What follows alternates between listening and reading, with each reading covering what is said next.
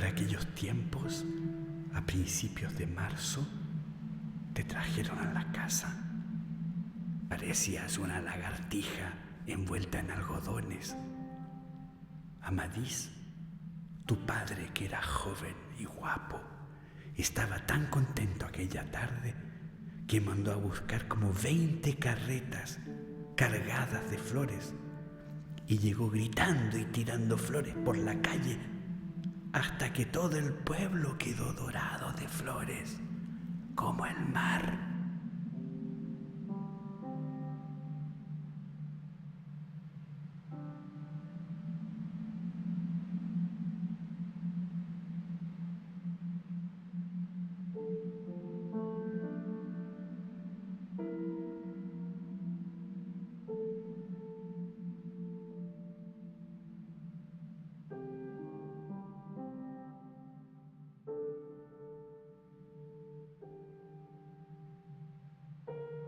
Quand il n'y eut plus au village un seul homme capable de payer pour aimer Erendira, grand-mère décida de l'emmener sur les chemins de la contrebande.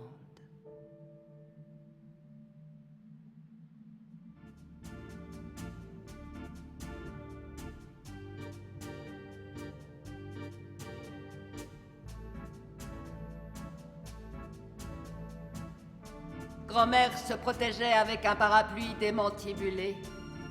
Elle respirait mal, torturée par la chaleur et la poussière.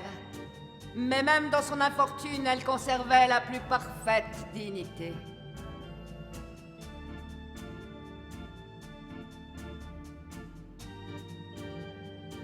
À la nuit tombante, elle entendit, bien avant de l'apercevoir, les pas d'un homme sur l'amadou du désert. C'était l'homme du transport postal.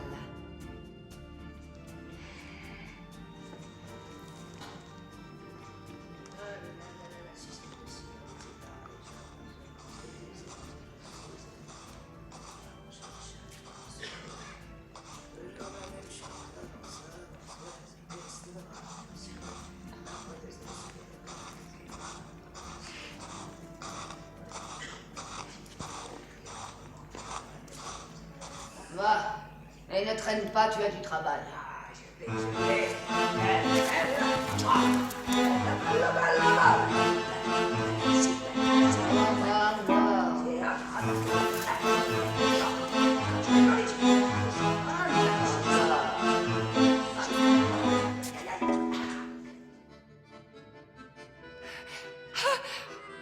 Por favor, me estoy muriendo.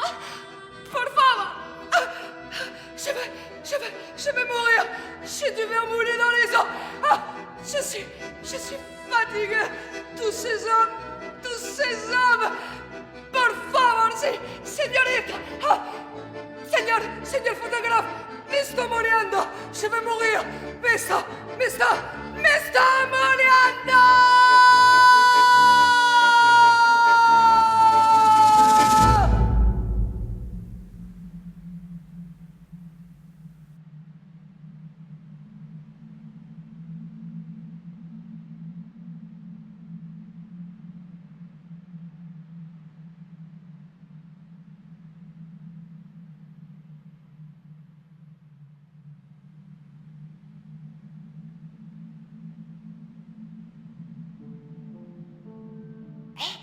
Pesos que levanto. Pesos. Shh. Ah la la la la la la. Shh. C'est chut. Si les Amadis se présentent, avise-les. Oui, grand-mère. Ah là là là là. Chut. C'est chut.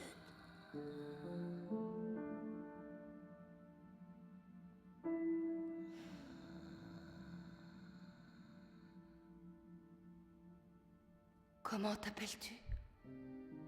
Ulysse. C'est un nom américain, Ulysse? Non? Non, c'est un nom de navigateur norvégien.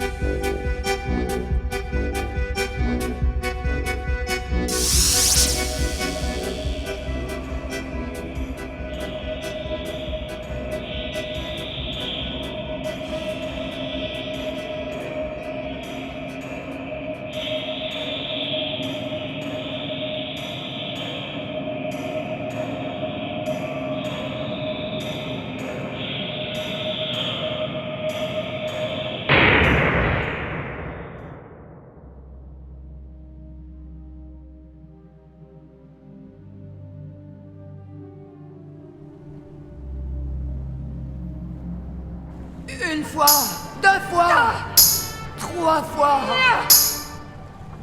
Jusqu'à un moment où il a levé des yeux épouvantés et où sa voix n'est plus sortie par sa bouche, mais par sa gorge poignardée. Abuela, mi abuela, te amo mi abuela, hasta que levanto, abuela, amén, abuela, mi abuela, abuela, mi levanto.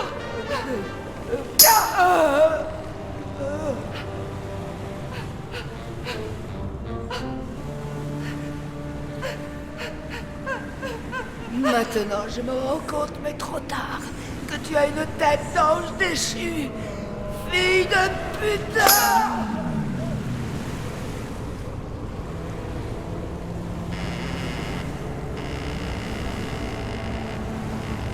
Erendira se pencha sur grand-mère, l'examina sans la toucher. Et quand elle fut convaincue qu'elle était morte, son visage prit brusquement toute la maturité que lui avait refusé 20 ans d'infortune. Elle s'empara du gilet d'or et sortit de la tente. Ulysse resta assis près du cadavre, épuisé par la lutte. Quand il vit Erendira courir sur le rivage dans la direction de la mer, il fit un ultime effort pour la rejoindre. Les serviteurs indiens le retrouvèrent allongé à plat ventre sur la plage, sanglotant de peur et de solitude. Erendira ne l'avait pas entendu. Elle courait contre le vent, plus rapide qu'une biche. Et aucune voix sur cette terre ne pouvait l'arrêter. Elle passa en courant sans détourner la tête, dans les cratères de feu des mares de salpêtre, dans les cratères du talc, la somnolence des palafrites. Jusqu'au moment où cessèrent les sciences naturelles de la mer et où commença le désert. Mais elle continua de courir avec le gilet aux lingots d'or, au-delà des vents arides et des soirs sans fin. Et on ne sut plus jamais rien d'elle. Et on ne retrouva pas le plus petit vestige de son malheur.